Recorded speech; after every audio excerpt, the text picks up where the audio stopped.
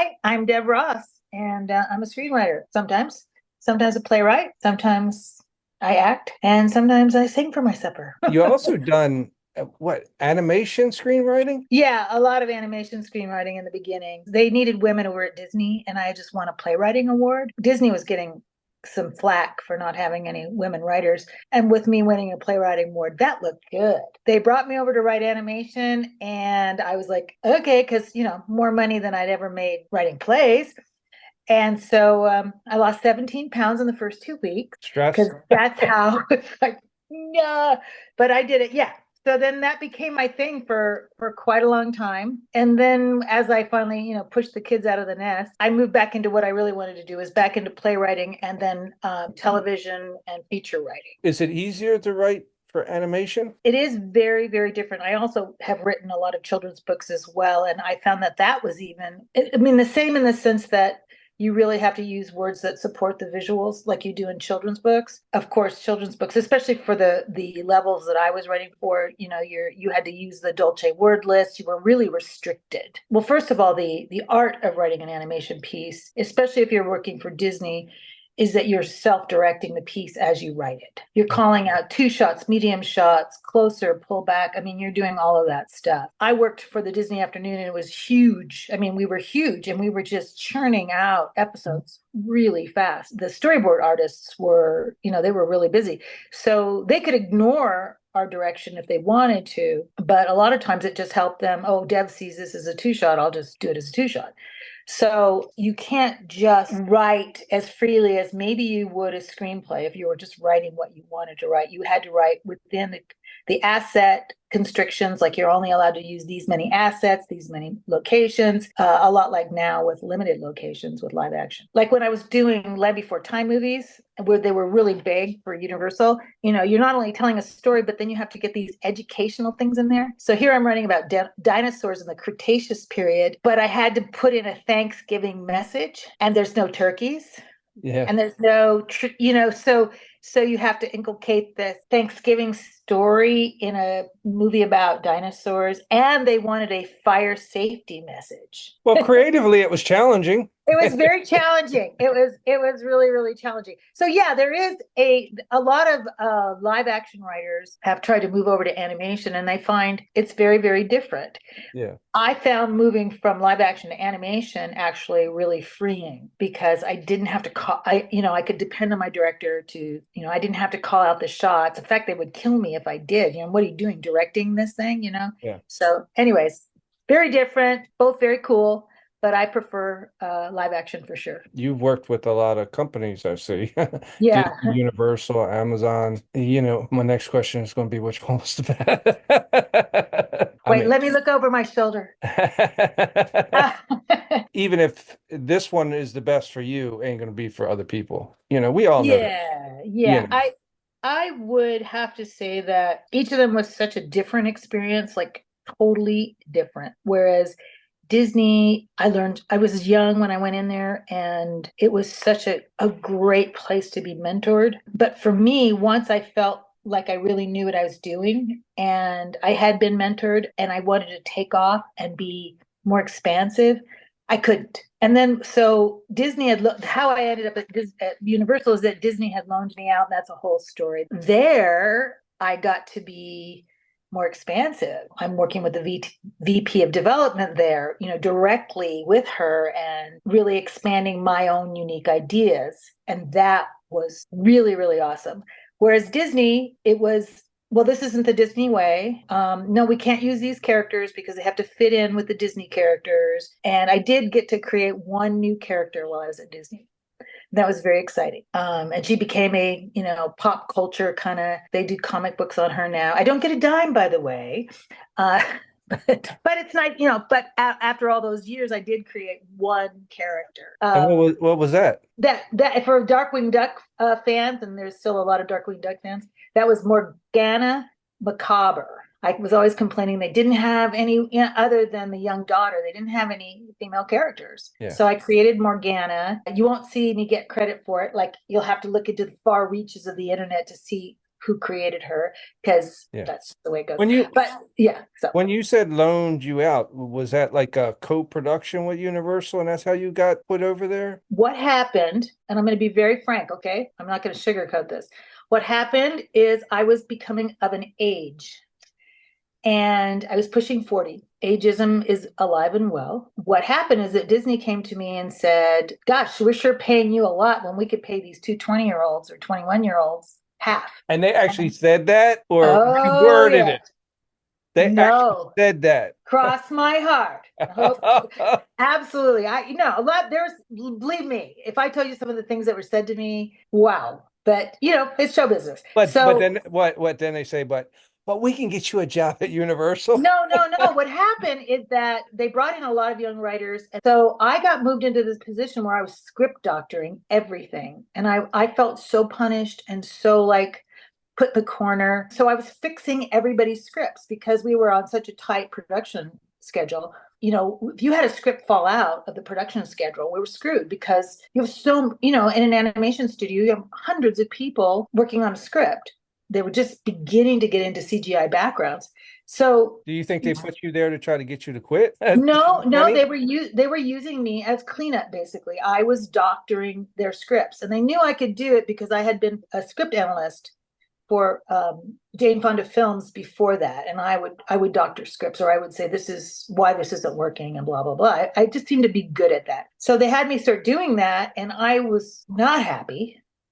But what made me so unhappy became a reason to be happy, and like the best thing that happened to me is because I became known as a script doctor. And so Universal was trying to they did Land Before Time, and it was a huge success. And they were trying to come out with the next Land Before Time, and the script wasn't working. And they were 2 weeks out of, they had everybody hired to go into production. Well, somebody from Universal who had interviewed me for an ABC movie had said, hey, that Dev, she doctors scripts. So they went over to Disney and they said, can we borrow her to do this film? We're really in trouble. And so they borrowed me. And I went over there and they said, if you can, can you fix this script? And I looked and I went, oh, yeah, sure. I was so practiced in it by this time. Yeah. So I fixed the script. And then they hired me to do 5 more. And so at that point, I was going back and forth between them and Disney. And then I finally left Disney to just go over there and finish those films. Probably, I'm not sure if that was the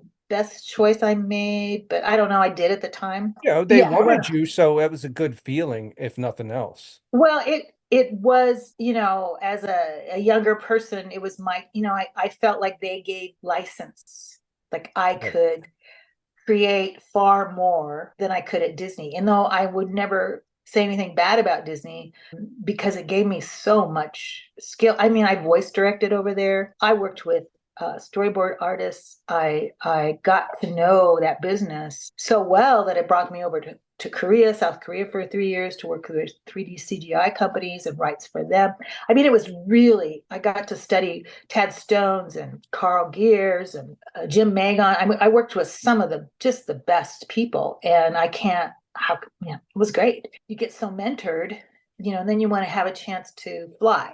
And Universal gave me the chance to spread my wings. That was really, it was really nice. Where are you at now of Well, after that, I did a lot. I worked for Amazon and I just did a lot of animation. And as much as I know it's a beautiful art form, I was invited to Comic Cons, just never felt like I was authentic. I started off on the stage. I toured as an actress. I toured in a theater company and an equity theater company. And I loved live theater and I loved film. I loved humans. I loved working yeah. with humans. And just for me, I mean, animation can do so much. And I can't complain. I just optioned an animated Christmas movie that I wrote, to a company. So I hope it gets done. So, I still love it, but I love live action.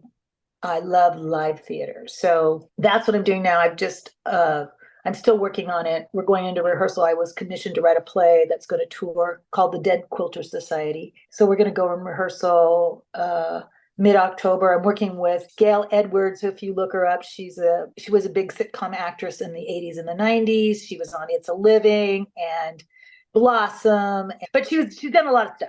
So she's in it and she's so terrific. It's just dealing with live actors, it's my juice. It's my drug. I love it when it's When it's good. good. When Yeah, it's good. because remember, I'm a filmmaker. I deal with them when they have their attitudes too, and they show up. And because, everybody deals with life. Oh So yeah, yeah, yeah. when No, it's I have. good, it's Yeah, good. no, no. I was dealing with an actor. He had been in the back to the original Back to the Future. I won't say his name. And we had cast him in a play that we were doing in Los Angeles, an equity play. And we had to fire him. He was shocked and go with a regular theater actor because he was like, I don't need to rehearse this much. I'm a film actor. Let's just do it. And I was like, no, we rehearse. We have a certain amount of set stuff we're rehearsing.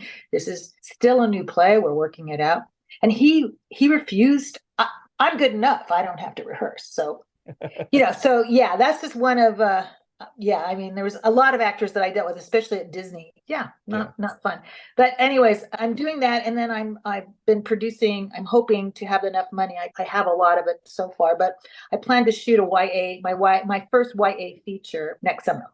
Are you going to direct it or are you just Oh God, no, seeing I it? would never. I'm not a director. I'm one of those writers that love to be on the set. Like the director comes over and says, "Hey, Dev, what do you think? That scene isn't really working." And then we chew it up and we make the scene better and we work with the actor. And I like that team sport kind of thing. And I love to write something and then let the director see it through their lens. I really appreciate that. So I've been invited to direct, especially this movie. Everybody's saying, why aren't you directing it? But I think it would be a bad idea for me. I can sit and watch and do changes and make it better. And I had a friend, she's deceased now. I grew up with her, but Melissa Matheson, who did E.T. and Black Stallion. And I was so jealous of her relationship with Steven Spielberg. He would always, Melissa, this scene isn't working. And then they'd go into his trailer and they would chew it up and, rework it and work with the actors on it until they got it right. And that was especially on E.T. because they were working with kids. And I was so jealous.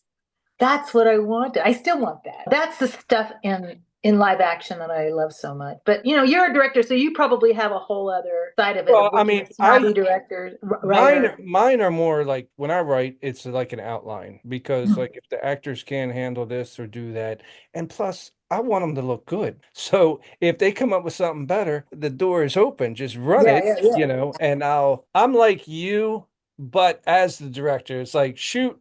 And I'll watch it from back here and all right, well, that was good. Let's go a different way because I have the power to change it like that. You know. Yeah, yeah, But if yeah. they look good, I look good.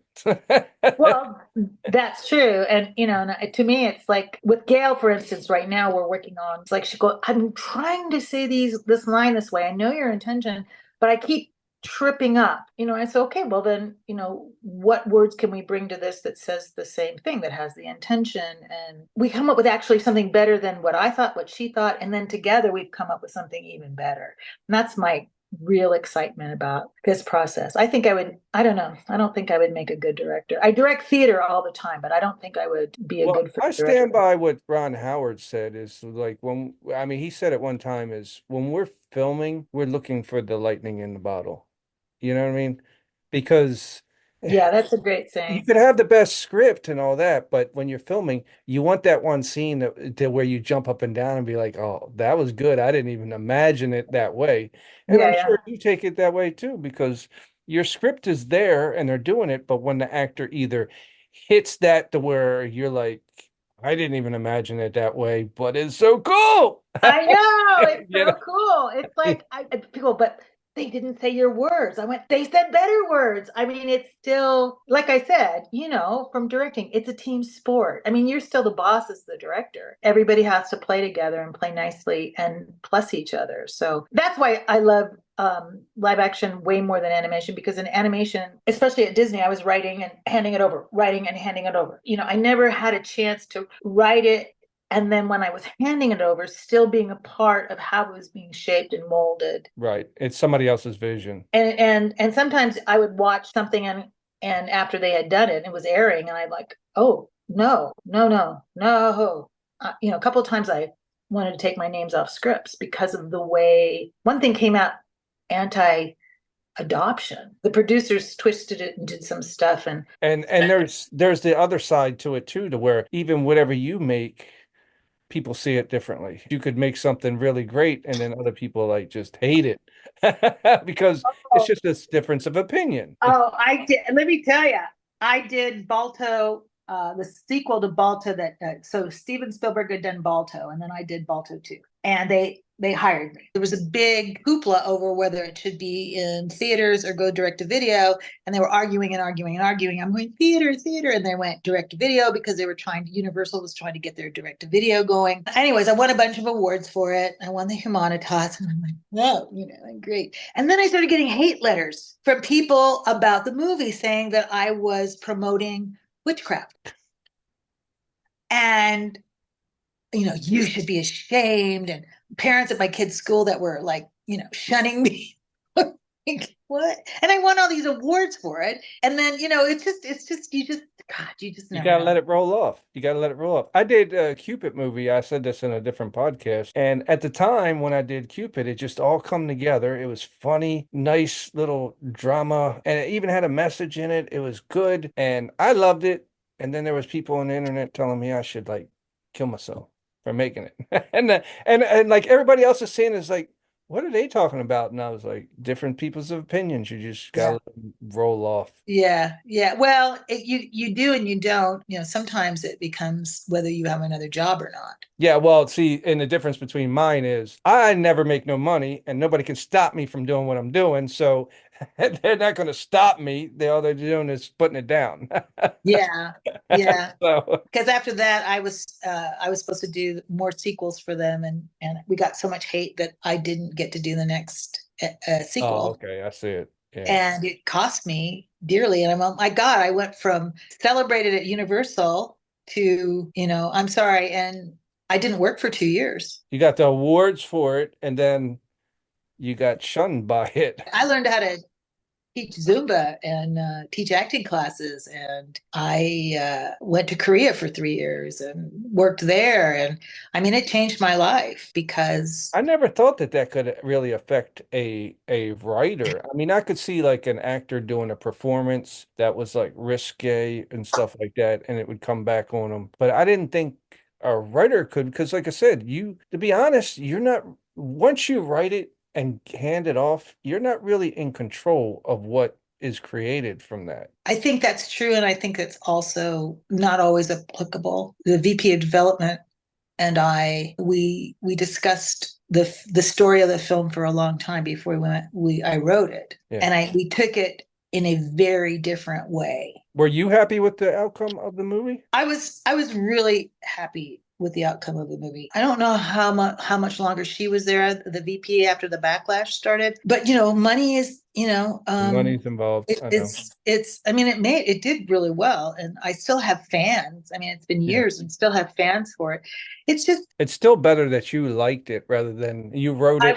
I They switched the version, you didn't like the version, and then you had to deal with that. Yeah, and that's why I liked working at Universal so much, because I recognized my script. I could watch the movie and follow my script pretty much verbatim. Whereas at Disney, once it was out of your hands, they started moving things around. I wrote that part. See, You did know, you see and that it's like, oh, it's like I watch it and I go, did I? Well, there's my name, part? my story idea. So it's just It is. it just what it is. But I like now. I really am trying to produce my very first movie. Maybe I'll change my tune. It's been hard. You do your own movies. Dealing with people is the hard part. And Mhm. creatively, and that's what I talked to other filmmakers. I kept trying to hone in on what I believe is the biggest problem for all projects, and especially filmmakers starting off, is the button of the heads. Mhm. Too many opinions that just don't match up. And so I tell them, I still believe that there should be one top dog. Well, On the I project, do. because people Yeah. creatively, they're going to butt heads. But if you want to get to the finish line, you need somebody to overlook it and say, hey, yes, we see your point. Yes, you see that point, but we're going to do this so we can get to the finish line. I think that's very important. I think a lot of people miss that. Yeah. You're right. You're absolutely right. So tell me, Jimmy, why are you doing these podcasts? What is your intention? I think the podcast came on board to basically network with people because like I send my stuff out for years, and trust me, I've got letters from Spielberg. I got letters from everybody. I'm the one that started the unsolicited material. I guarantee you, I've been doing this for 32 years. But I'm always, hey, check my stuff out, check my stuff out. But there's no personality behind it. You know what I Mhm. mean?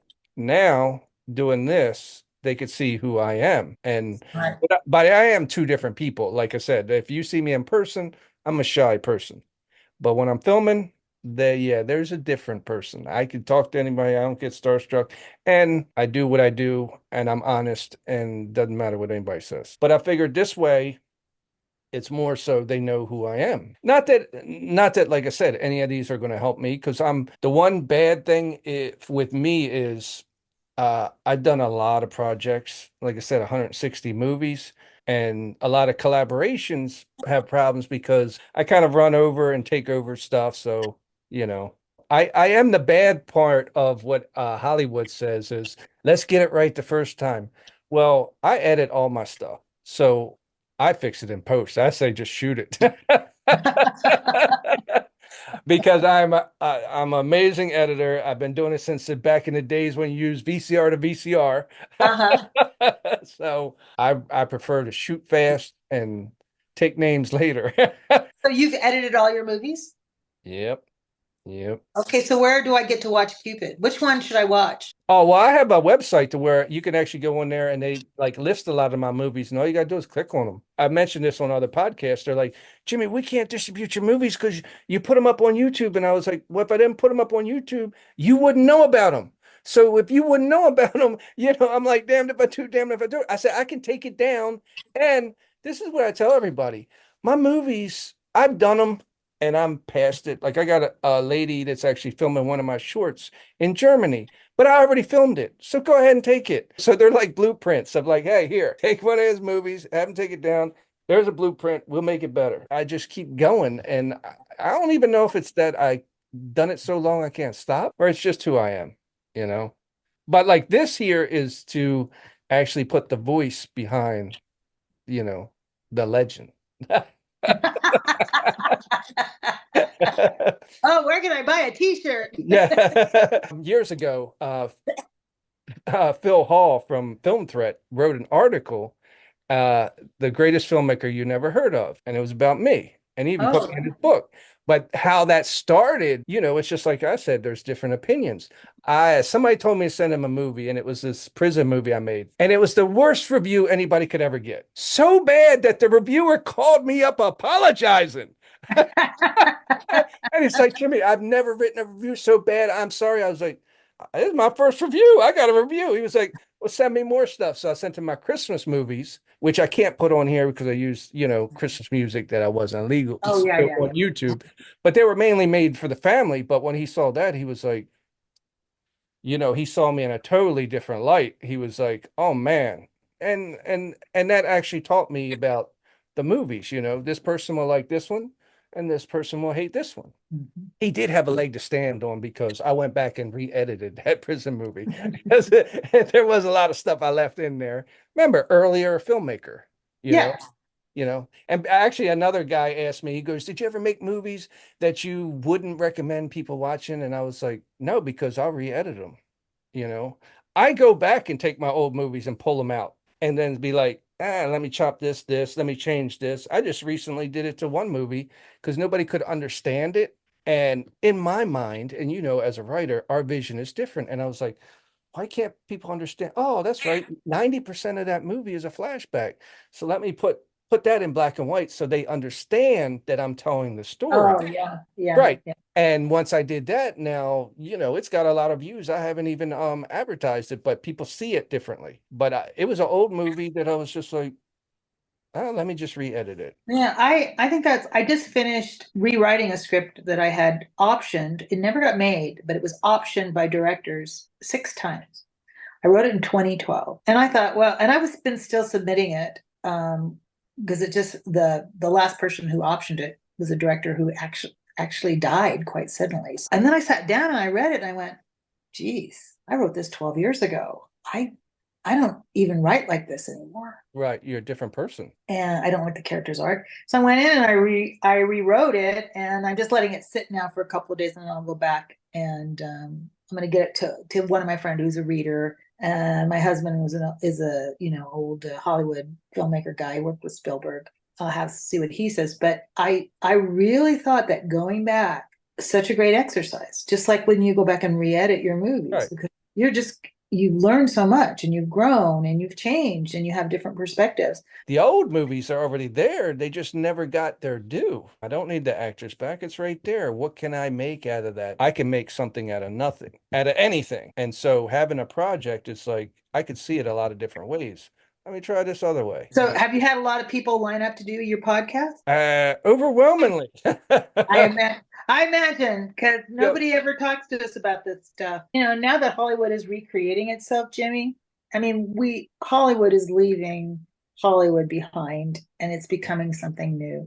And the fact that you're doing this and networking like this is really good. Random. So anyway, should we just say goodbye? Well, I want to appreciate your time. Bye, Thank everybody. Bye, thank Jimmy. you.